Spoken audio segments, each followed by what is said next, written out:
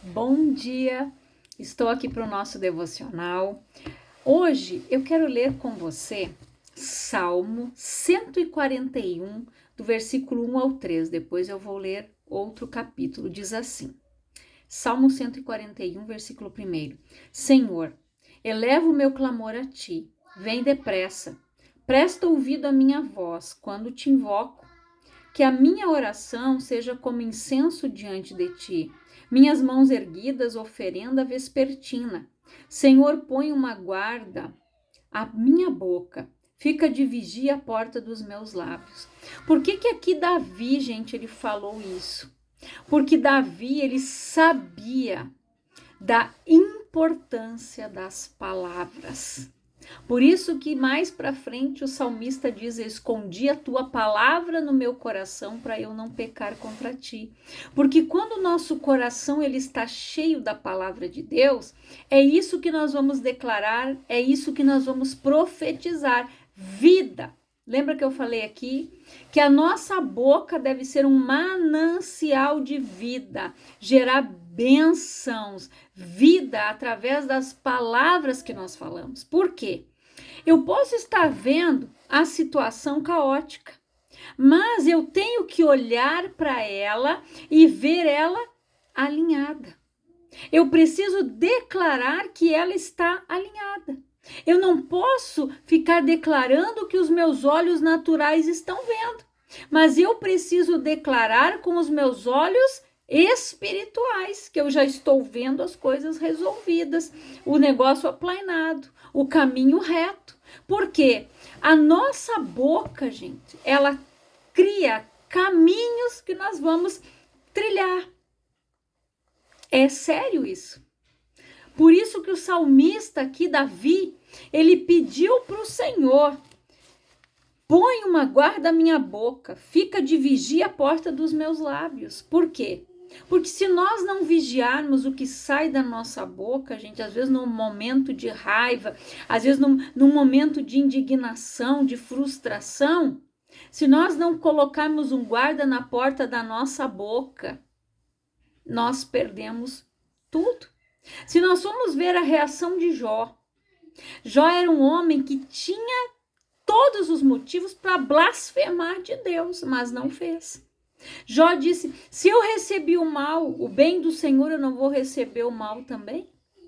Então Jó, ele não pecou com os seus lábios. Jó, ele teve domínio próprio e controle sobre as suas emoções. Imagina todas as más notícias que Jó recebeu. A esposa, de uma forma natural, ela chegou e disse o quê? Amaldiçoa esse teu Deus e morre. Por quê? As mulheres naquela época, elas não tinham direito a nada, elas não tinham nada. Então, se o marido morresse, não tivesse um sucessor, um filho, o que ia ser delas? A igreja, o povo de Deus ali, né, eles tinham que sustentar as viúvas. E era o que ia acontecer com aquela mulher. Os filhos haviam morrido, perderam-se os servos, perderam tudo que eles tinham. E o marido ali, imagina a situação daquela mulher, vendo o marido raspando a carne com um caco de telha, tirando os pedaços apodrecidos ali. O que ela disse? Ela agiu de forma natural. Amaldiçoa esse teu Deus e morre. Chega, chega. Porque imagina ela não soube ter o domínio, o controle das suas emoções. Ela perdeu os filhos, assim como ele também perdeu. Mas Jó, ele era um homem temente a Deus, íntegro, reto. E ele mesmo disse: o que eu temia me sobreveio. Vai saber se Jó não havia declarado aquelas palavras com a sua boca. Então, para você ver a importância das palavras. E eu quero deixar aqui 2 exemplos para vocês do que é o poder da palavra. Eu quero ler aqui com você em 1 Reis, capítulo 19, diz assim, versículo 1. Então o rei Acabe contou a sua esposa Jezabel tudo o que realizara Elias e como passara a fio de espada todos os profetas de Baal. Diante disso, Jezabel mandou um mensageiro a Elias com o seguinte recado: que os deuses me façam sofrer as piores desgraças, se até amanhã a esta hora eu não fizer com a tua vida o que fizeste com os profetas. Assim, Elias recebeu este aviso, fugiu para salvar a própria vida, chegando a Berseba, que pertence a Judá, deixou ali o seu servo. Quanto a ele, fez pelo deserto a caminhada de um dia e foi sentar-se debaixo de um pé de giesta, uma espécie de arbusto, e ali orou pedindo para si a morte, dizendo: agora basta, ó Yahvé, retira minha vida, pois não sou melhor do que meus pais. Guardem bem as palavras dos dois, o desejo de Jezabel e o que Elias declarou aqui, mediante aquela situação. Olha o que aconteceu com os dois aqui, mediante o que eles falaram. Deitou-se e dormiu ali mesmo, sobre a giesta, mas eis que um anjo o tocou e lhe disse: levanta-te e alimenta-te. Abriu os olhos, olhou ao redor, e eis que ali junto à sua cabeceira havia um pão quente que fora assado sobre as pedras em brasa e uma vasilha com água fresca. Tendo comido e bebido, voltou a se deitar. O anjo do Senhor veio pela segunda vez, tocou e lhe recomendou: levanta-te e come, porque a viagem é muito longa. Então ele se levantou, comeu e bebeu, fortalecido com aquele alimento. Viajou 40 dias e 40 noites até chegar ao Sinai, em Horebe, o monte de Deus. Ali entrou numa caverna e passou a noite. Então Elias ouviu a voz do Senhor, que lhe questionou nesses termos: que fazes aqui, Elias? Ou seja, o que tu está fazendo aí? Não mandei tu ir para aí. Ao que ele respondeu: sinto minhas entranhas serem consumidas por causa do ardente zelo que tenho por Yahvé, o Senhor Deus dos exércitos. Porquanto os israelitas abandonaram a tua aliança, destruíram os teus altares e mataram os teus profetas ao fio de espada, e fiquei solitário, restou somente eu, e agora procuram também tirar a minha vida? Diante destas palavras, Deus lhe disse: sai deste lugar e vai ficar diante de mim no alto do monte. Então o Senhor passou por ali e mandou um vento muito forte que fendeu os morros e partiu as rochas em pedaços. Contudo, Yahvé não estava no vento. Quando o vento arrefeceu e parou de soprar, ocorreu um forte terremoto, porém o Senhor não estava no tremor das terras. Em seguida ao terremoto caiu um fogo, mas o Senhor também não estava no fogo. E depois do fogo veio um sussurro de brisa suave e tranquilo. Assim que Elias percebeu aquele murmúrio, puxou sua capa para proteger o rosto, saiu e postou-se à entrada da caverna. E uma voz lhe indagou: que fazes aqui, Elias? Ao que ele respondeu: sinto minhas entranhas serem consumidas por causa do ardente zelo que tenho por Yahvé, o Senhor Deus dos exércitos. Porquanto os israelitas abandonaram a tua aliança, destruíram os teus altares e mataram os teus profetas ao fio de espada, e fiquei solitário, restou somente eu, e agora procuram também tirar a minha vida. Então o Senhor lhe orientou: vai, retorna por onde vieste, para o deserto de Damasco. Quando chegares lá, ungirás a Azael como rei da Síria, e a Jeú, filho de Ninsi, ungirás rei de Israel. E Eliseu, filho de Safate, da cidade de Abel-Meolá, ungirás para ser profeta em teu lugar. Quem escapar à espada de Azael, Jeú o matará. E o que fugir da espada de Jeú, Eliseu o matará. Mas preservei em Israel 7.000 homens, todos os joelhos que não se dobraram diante de Baal, e todos aqueles cujas bocas não reverenciaram suas imagens, beijando-as. Elias partiu rapidamente dali e encontrou Eliseu, filho de Safate, que arava com 12 juntas de bois adiante dele. E ele estava com a 12ª. Elias se aproximou de Eliseu e lançou sua capa sobre ele. Então deixou os bois. Eliseu correu até Elias e rogou: deixa-me abraçar e dar um beijo de despedida em meu pai e minha mãe, e então te seguirei. Elias lhe respondeu: vai e volta depressa. lembra-te do que fiz contigo. E Eliseu voltou, apanhou a sua parelha de bois e os matou. Queimou o equipamento de arar para cozinhar a carne e a serviu ao povo, e todos eles comeram. Depois partiu com Elias, tornando-se seu assistente e aprendiz. Depois vocês vão ver aqui o que aconteceu com Jezabel. Então, olha aqui. Mediante a palavra de Elias, que estava desejando a morte, Deus havia dito o que para ele?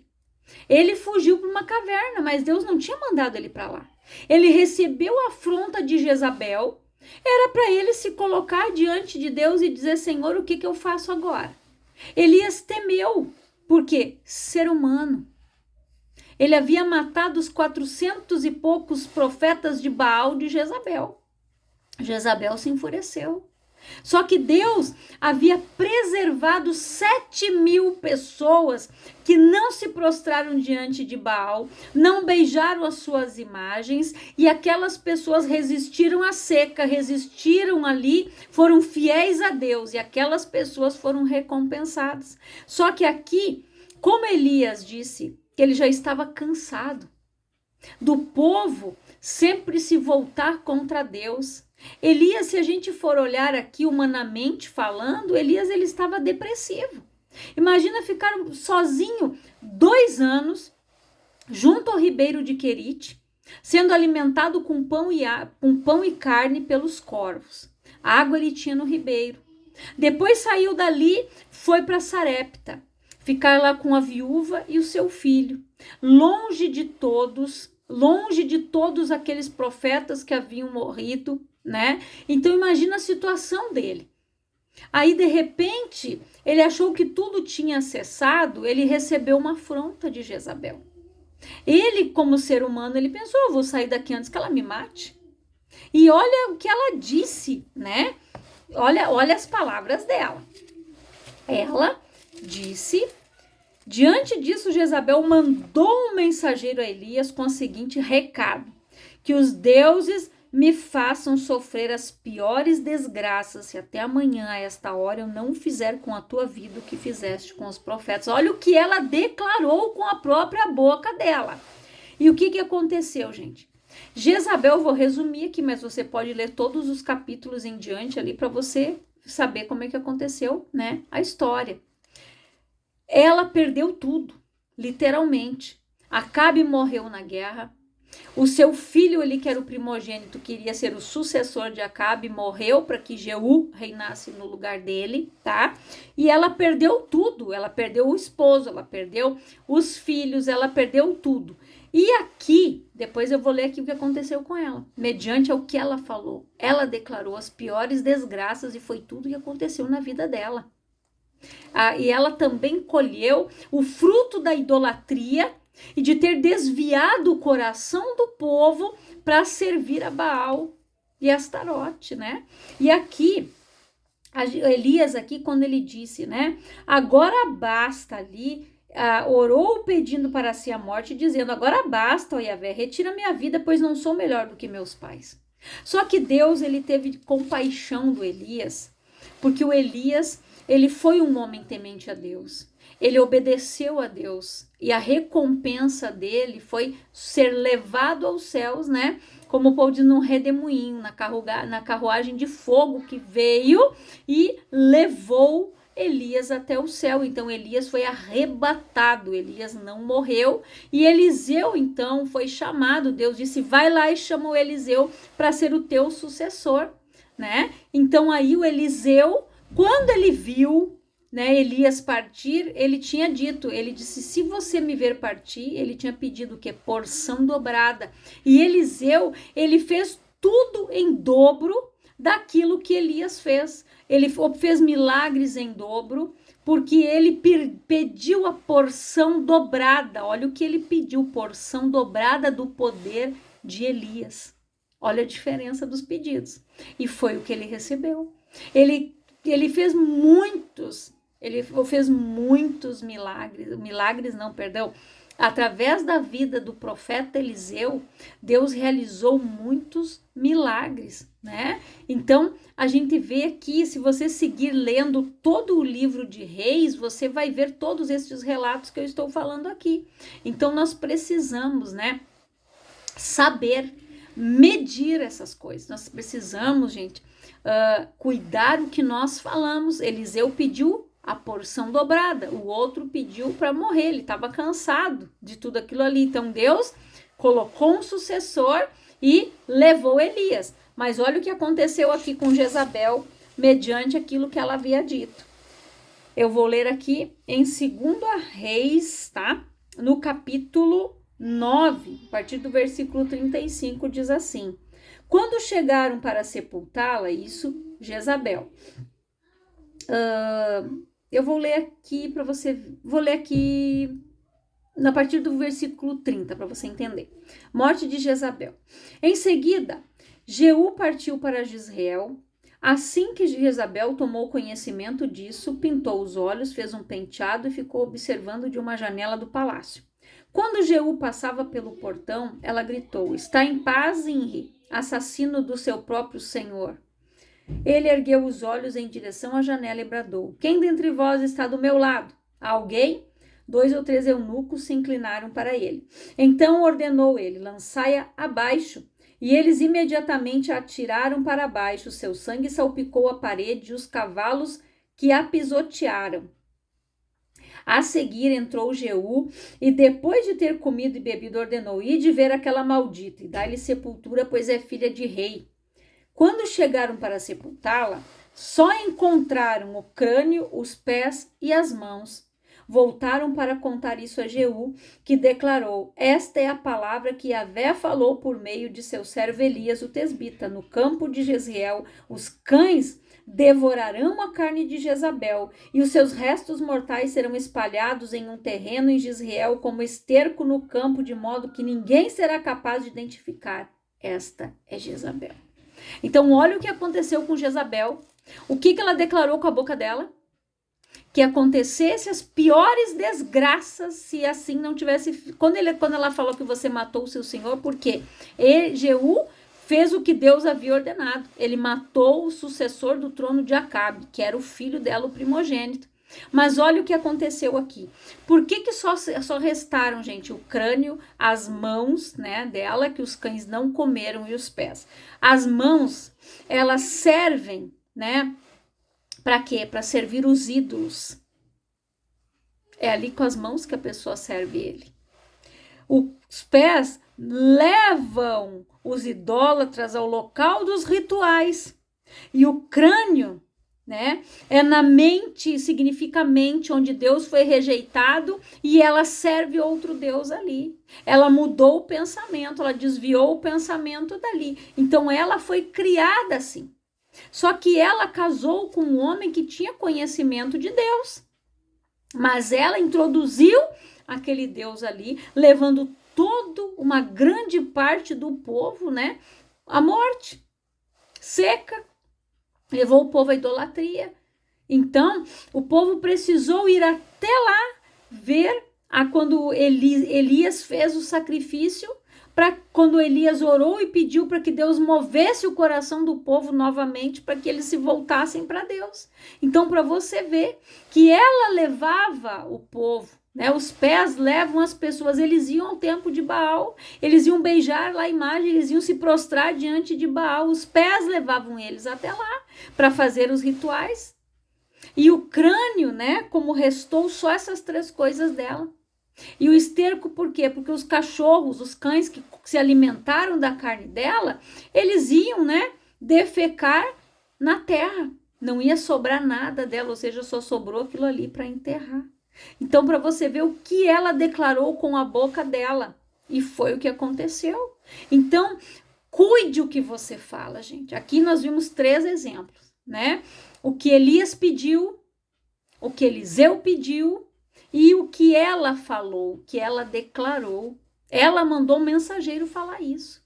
Então, nós precisamos ter muito cuidado com as palavras que saem da nossa boca. Por isso que Davi disse: coloca um guarda na porta da minha boca, Senhor, para que cuide o que sai dos meus lábios. Por isso que há muita palavra depreciativa que foram lançadas e são lançadas sobre a vida dos filhos. Palavras de murmuração, de reclamação, de maldição sobre o trabalho, sobre um familiar, sobre alguém. Então, quando a pessoa abre a boca para amaldiçoar o outro, gente, ela vai colher maldição. Tudo que eu plantar, a Bíblia diz que eu vou colher também. Então, se eu plantar bênção, eu vou colher bênção, mas se eu lançar maldição, eu vou colher maldição também. Então, a nossa boca, ela tem que ser um manancial de vida. A própria palavra diz, gente, que o povo, a pessoa usa a sua boca para amaldiçoar aquele que é a imagem e semelhança de Deus. Quando você chama uma pessoa de porca, de suja, de relaxada, disso, daquilo, daquele outro, você está amaldiçoando o que Deus criou, gente. Isso é muito sério. Então, nós precisamos reaver, né? Às vezes, os pais, sem terem conhecimento, essa peste, essa praga, porque não sei o quê, falam isso, gente. Então, se um dia você fez isso, se arrependa, confesse, pede perdão para o Senhor e lança palavras de bênção sobre a vida do teu filho, sobre o teu casamento, sobre a vida do teu esposo, sobre a vida dos teus netos, sobre a vida da tua esposa. Abençoa o teu trabalho, abençoa os teus colegas de trabalho. Você tem que entender que você não pode ser movido pelo natural, mas você precisa ser movido pelo espiritual, como aquela mãe que eu já citei aqui, que ela saía de casa e o filho ficava em casa deitado no sofá, drogado e bêbado. Quando ela chegava da igreja, ela olhava, esse aí não é meu filho. O meu filho é um homem de Deus, o meu filho, ela abençoava o filho. E foi o que o homem se tornou. Deus fez mais do que ela pediu ou pensou. Ele se tornou um pregador da palavra, um pastor. Gente, então, olha o que são as palavras que a gente profere. Elas geram vida ou geram morte. Lá em Tiago fala, né? O poder da língua. Ela gera vida e gera morte. Ela amaldiçoa, ela abençoa aquele que é feito a imagem e semelhança de Deus. Isso é muito forte. Quando eu estava meditando nesta palavra, e o Espírito Santo foi me trazendo a memória, porque nós estamos num propósito, né, das intercessoras, de orar por este salmo, para vigiar o que sai da nossa boca, para que a nossa boca seja para abençoar, seja manancial de bênção. E quando eu me deparei, seguindo esses capítulos aqui, e vendo o que cada um pediu, o que cada um declarou e o que eles receberam. Então isso é muito sério, gente. Deus está nos alertando. Cuide o que você fala. Como eu falei ontem, nós precisamos abençoar a nossa cidade, os governantes, as escolas, as professoras, as diretoras. Nós precisamos abençoar o nosso trabalho, clientes, amigos, vizinhos, o bairro que você mora. Você precisa abençoar, você precisa declarar bênção. Não é, mas é. Você tem que enxergar tudo abençoado, tudo sendo organizado mediante as palavras que você está profetizando. Mas elas devem vir do teu coração. O teu coração deve estar cheio disso, cheio de amor, para que você possa declarar vida, abençoar.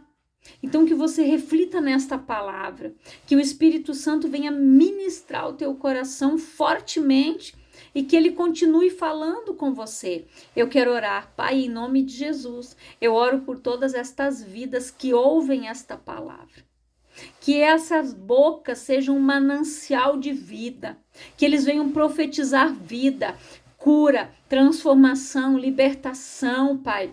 Que eles venham declarar o milagre que eles precisam, que eles comecem a confessar que estão curados pelas feridas do Senhor Jesus, que eles comecem a declarar que o esposo é uma bênção, que a esposa é uma bênção, que os filhos são abençoados, são herança do Senhor, Pai. Que eles não olhem com os olhos naturais, mas que eles vejam o espiritual, que eles olham como o Senhor vê, porque o Senhor disse, eu não olho a aparência, eu olho o coração.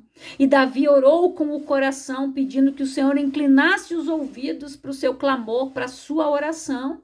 E ao mesmo tempo ele pediu para que o Senhor vigiasse os seus lábios, Pai. Porque às vezes em momentos de situações difíceis, nós temos a pendência a reclamar, a murmurar, mas que o Senhor coloque esse guarda na porta das nossas bocas, guardando os nossos lábios, Pai, que nós venhamos proferir vida e bênção, que nós possamos ser manancial de bênção, que nós venhamos jorrar rios de águas vivas, como Jesus disse, que venha fluir do nosso interior, Pai, para que tudo seja organizado mediante ao que nós declaramos e que estas pessoas sejam abençoadas, porque a tua palavra diz que o homem come do fruto da sua boca. Então que esta pessoa venha se fartar dos frutos dos lábios delas que estão sendo declarados, profetizados, Pai, escritos no mundo espiritual, registrados pelo Senhor no livro da vida. E que o Senhor te abençoe poderosamente e guarde esta palavra no teu coração e comece a declarar vida, bênção em nome de Jesus. E mande esta palavra para aquele que necessita, para aquela pessoa que está precisando ouvir esta palavra, que o Espírito Santo venha te direcionar e que você venha mandar para aquela pessoa que precisa, em nome de Jesus.